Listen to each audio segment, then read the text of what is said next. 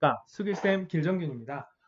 파이썬 독학 9일차고요. 제가 이제 공부하고 요점 정리한 거를 이렇게 공유하고 있는데 오늘 할 거는요. 리스트하고는 비슷하지만 조금 다른 새로운 시퀀스 객체인 튜플하고요. 그 다음에 집합하고 완전히 똑같은 세트 그리고 매핑 객체라고 부르거든요. 매핑 타입의 객체인 딕셔너리에 대해서 공부를 같이 해보도록 하겠습니다. 먼저 볼 건데요. 튜플은 만드는 방법은 되게 간단해요. 그냥 변수 하나에 여러 개의 자료를 할당하면 자동으로 튜플이 됩니다. 자, 예를 들어서요. T1은 해놓고요. 1, 2,3, 4 이렇게 해볼게요. 이렇게 해주시면 T1의 자료형을 확인을 해보면요. 타입 T1 이렇게 해보면 튜플이라고 이렇게 나와요. 자, 그리고 T1을 이렇게 확인해 보면 1, 2, 3, 4가 소괄호로 묶여 있잖아요.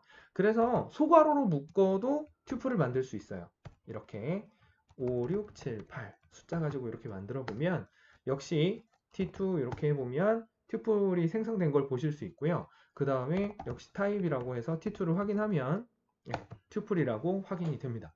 자, 그런데 주의해야 될 게 있어요. 튜플을 만들 때 주의해야 될 게 딱 한 가지 있는데요. 그게 뭐냐면 튜플을 만들 때 지금 제가 여기는 자료를 4개씩 집어넣었잖아요. 자료가 하나일 때에는 주의하셔야 돼요. 왜냐하면 자, 제가 T3 이렇게 해놓고요. 예를 들어서 A, B, C 이렇게 하고 그냥 엔터를 쳐볼게요. 근데 이거 어디서 많이 봤잖아요. 이거는 이렇게 해주면 str 클래스예요. 그래서 이거의 타입을 확인을 해보시면 T3를 확인해 보시면 str 클래스라고 나와요. 자, 그러면 제가 T3를 다시 한번 지운 다음에 T3를 다시 만들어 볼게요. T3는 해놓고 ABC 한 다음에 뒤에다가 컴마만 찍어 주시면 돼요. 이렇게 해주시면 T3가 이렇게 튜플이 된 걸 확인하실 수 있고요. 타입이라고 확인을 하셔도 네, 당연히 튜플이라고 나옵니다. 마찬가지로 정수일 때도 똑같은데요. T4는 1 이렇게만 해놓으면 타입을 확인해 보시면 INT라고 나올 거예요. 정수니까요. 그런데 제가 T5에다가 1하고 컴마를 찍어 볼게요. 이렇게 해주면 타입을 확인해 보시면 튜플이라고 나옵니다. 자, 그래서 튜플을 만드는 거는 되게 간단한데 언제만 주의하면 되냐면 한 개일 때, 자료가 한 개만 있을 때에는 튜플을 만드실 때 좀 주의하셔야 됩니다. 튜플은 처음에도 말씀드린 것처럼 이게 변형이 불가능한 객체거든요. 좀 비교를 하자면 리스트에서는 변형이 가능하거든요. 예를 들어서 제가 어, A라는 리스트를 이렇게 만들어 볼게요. 1, 2, 3, 4. 네. 이렇게 하면 A는 리스트예요. 그런 다음에 A 이렇게 확인을 해보면 1, 2, 3, 4가 들어가 있는데 제가 3을 7로 바꾸고 싶은 거예요. 그러면 요소 번호가 0, 1, 2니까 요소 번호가 2인 그 요소를 제가 7로 이렇게 바꿔라 하면 당연히 바뀝니다. 자, 그런데요. 만약에 똑같은 거를 제가 튜플로 만들어 볼게요. 튜플로 이렇게 만들어 놓고요. 똑같이 T1의 세 번째 요소를 7로 바꿔라 라고 하면 바로 오류가 나옵니다. 튜플은 이 리스트하고는 다르게 한번 이 자료가 이렇게 갖춰지면 이제 바꿀 수가 없는 네, 그런 자료형입니다. 그래서 파이썬에서는 표현하기를 immutable object라고 표현하고 있고요. 꼭 기억해 주셔야 됩니다. 튜플에서는 자료를 변형할 수 없어요. 튜플도 시퀀스 객체인 리스트와 비슷한 부분이 되게 많은데요. 뭐냐면 다른 튜플이나 다른 리스트나 딕셔너리를 네, 요소로 가질 수 있어요. 그래서 좀 뭐 예를 들면 튜플을 만드는데 뭐 T1은 이렇게 해놓고 여기에다가 제가 스트링도 집어넣어 보고요. 숫자도 넣어 보고요. 그 다음에 다른 튜플도 넣어 보고요. 그 다음에 리스트도 넣어 볼게요.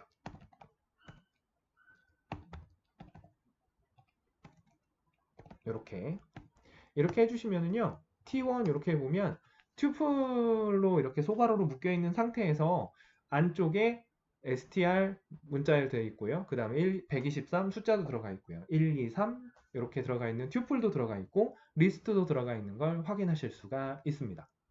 튜플도 시퀀스 객체이기 때문에 시퀀스 객체에서 사용했던 그 요소 번호에 의한 접근 방법이나 그 다음에 슬라이스가 가능해요. 그래서 예를 들어서 제가 A라는 튜플을 이렇게 만들어 볼게요. A, B, C, D 이렇게 4개의 문자가 들어가 있는 A라는 튜플을 한번 만들어 보도록 하겠습니다. 이런 상태에서요. A 하고서 제가 요소 번호 3을 이렇게 넣으면 인덱스 번호 그러니까 요소 번호는 제일 앞에서 0에서부터 시작하니까 3번이면 D가 나오겠죠. 이렇게. 그리고 뭐 예를 들어서 슬라이스를 한다 그러면 요소 번호가 뭐 0에서부터 제가 요소 번호 1까지만 출력을 해볼게요. 그러면 2라고 넣어야 되니까 이렇게 되겠죠. 그래서 이 튜플도 시퀀스 객체이기 때문에 당연히 이렇게 슬라이스나 요소 번호로 접근이 가능하고요. 그리고 앞에서 말씀드린 것처럼 예를 들어서 T1이라는 안에 제가 튜플을 만드는데 1, 2, 3 하고요. 그 다음에 위에 만들었던 저 A라는 튜플을 요 안에다가 다시 한번 집어넣어 볼게요. 그러면 T1 안에는 그냥 개별 요소인 1, 2, 3도 있지만 다른 튜플도 들어가 있잖아요. 이렇게 되어 있을 때 저 튜플 안에 튜플에도 네, 요소 번호를 이중으로 사용을 하면 접근을 할 수가 있거든요. 그래서 T1 하고서 괄호를 쳐주고 대괄호를 쳐주고 맨 마지막 요소죠. 저 튜플이. 그런 다음에 A는 0번 요소 이렇게 해주면 이렇게 A가 나오는 걸 확인하실 수 있어요. 그래서 튜플도 시퀀스 객체라서 슬라이싱이나 인덱스에 의한 그 요소에 대한 접근도 가능합니다. 볼 거는 세트인데요. 세트는요, 영어 단어에서 보실 수 있지만, 네, 집합입니다. 그래서 딱 수학에 있는 집합하고 똑같아요. 지금 이 세트를 만드는 방법은요, 수학에서도 중괄호 쓰잖아요. 여기서도 중괄호 씁니다. 그리고 지금 수학에서 원소 나열법이라는 걸로 나열을 하는 것처럼 여기서도 그냥 이렇게 나열을 해주시면 되는데요. 근데 지금 제가 이 세트를 만들기 위해서 A라는 변수에 중괄호 해놓고 이렇게 쭉 그냥 나열을 했어요. 컴마로. 그런데 이렇게 해서 만들어 놓고 확인을 해보면은요.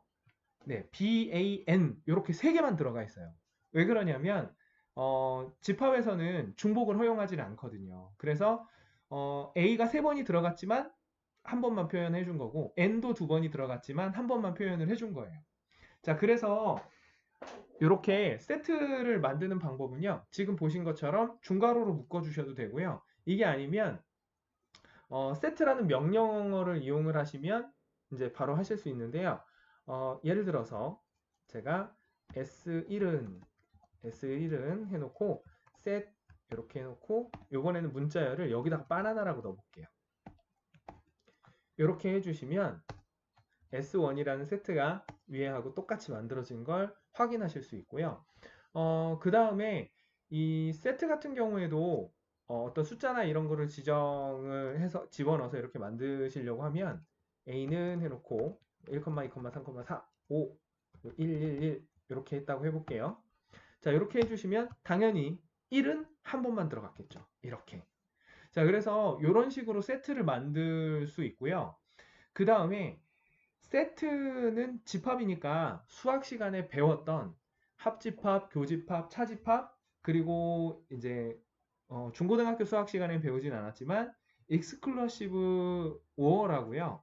이 서로 겹치지 않는 것만 집어넣는 네, 연산이 있거든요. 그래서 그 4가지는 바로 사용하실 수가 있어요. 자, 그러면 제가 한번 해볼게요. 자, A라는 거는요, 제가 세트를 바나나로 만들어 볼게요. 그 다음에 B라는 거는 제가 파인애플을 만들어 볼게요. 파인애플. 자, A하고 B가 이렇게 세트가 만들어져 있는 걸 확인하실 수 있어요. 자, 이 상태에서 제가 합집합 만들어 볼게요. A 하고서 5어가 합집합이죠. 그래서 A, 5, B 이렇게 해주시면 네, 이렇게 합쳐진 거 중복되는 건 당연히 한 번만 들어가게 돼요. 그래서 이렇게 합쳐진 걸 보실 수 있고요. 그 다음에 뭐 합집합 같은 경우에는 이제 그 서로 양쪽에 겹치는 걸 빼고서 다 합치면 되는데 교집합은 겹치는 것만 보여주는 거잖아요. 그래서 AND 연산을 하거든요. 그래서 A and B 이렇게 해주시면 네, 겹치는 게 N하고 A밖에 없죠. 그래서 이렇게 나오고요.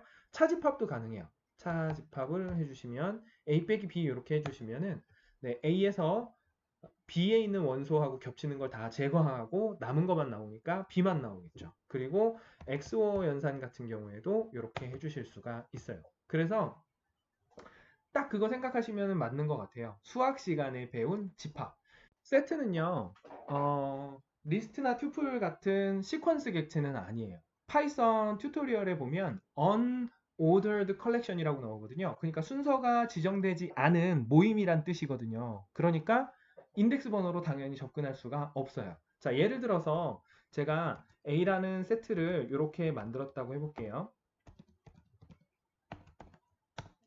그러면 A를 쳐보면 이렇게 들어가 있잖아요. 그런데 A하고서 원래 우리가 시퀀스 객체에서 사용하던 인덱스 접근 방법을 사용하기 위해서 A에 0 하면 마치 B가 나올 것 같은데 안 나와요.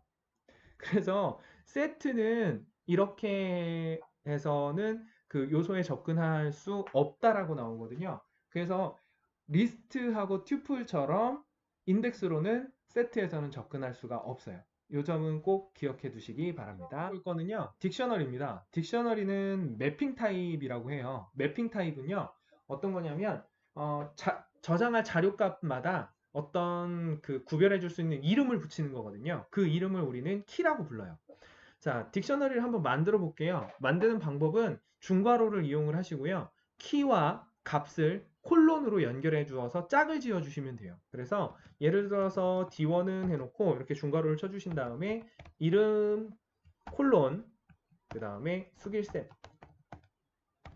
그 다음에 성별 콜론 남자. 자, 이렇게 만들어 볼게요.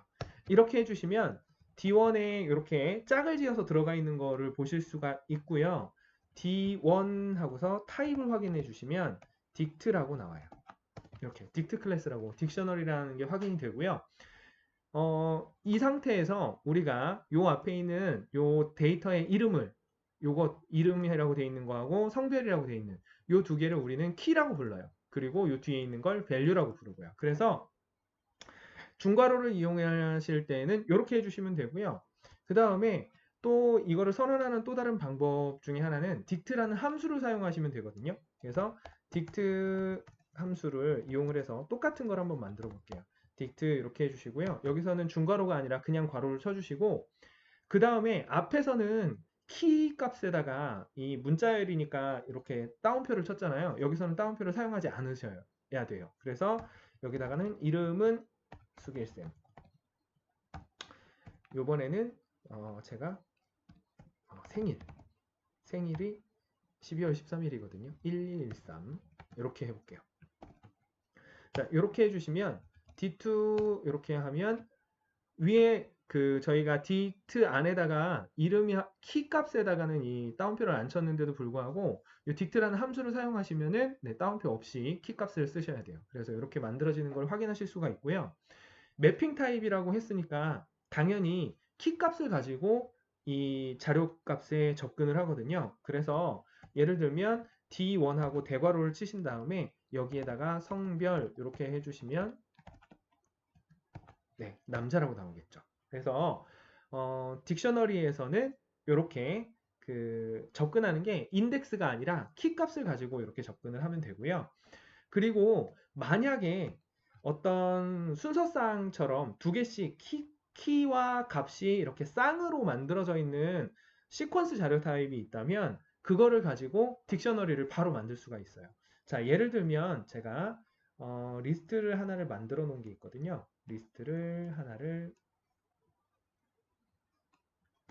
제가 미리 만들어 놨습니다. 타이핑을 해놨어요. 자, 이렇게 되어 있는 리스트를 만들어 보면 A라는 리스트에는 튜플로 짝을 지어서 네임은 수길쌤, 성별은 남자, 생일은 1213 이렇게 되어 있잖아요. 그래서 요 상태에서 제가 D3는 하고요. 여기에다가 딕트 한 다음에 A 이렇게 해볼게요. 그러면 D3에 저 두 개씩이 서로 하나는 키가 되고 하나는 값이 되어가지고 만들어진 거를 확인하실 수 있고요. 이번에는 포반복문을 사용하는 거를 조금 해볼 건데요. 그 앞에서 리스트나 튜플 같은 경우에는 인덱스를 사용하거나 아니면 for 하고서 뒤에 있는 in 하고 리스트 이름을 그냥 써주면 그게 반복이 됐잖아요. 근데 딕셔너리에서도 그게 똑같이 반복이 되거든요. 그런데 여기서는 조금 차이가 있어서 먼저 좀 보여드릴 게 있어요. 예를 들어서 앞에서 리스트에서 리스트나 튜플을 했던 것처럼 그냥 변수 k 이렇게 해놓고 in 하고서 위에 있는 딕셔너리 d1 이렇게 해놓고요. 프린트 k 이렇게 한번 해볼게요. 이렇게 해주면 인수에 대해서 나오는 거 보니까 키값만 나와요. 그러면 어떤 걸 활용하면 되냐면요. 딕트라는 클래스에 보시면 제가 잠깐만 보여드릴게요. 여기 밑에 가면은 items라는 메서드가 있어요. 그래서 딕트의 items라는 메서드를 이렇게 실행을 해보면 그 처음에 우리가 리스트 만들었던 것처럼 이렇게 만들어지거든요. 근데 리스트는 아니에요. 확실하게 리스트는 아니지만 리스트처럼 생긴 새로운 클래스거든요. 그래서 타입을 확인을 해보시면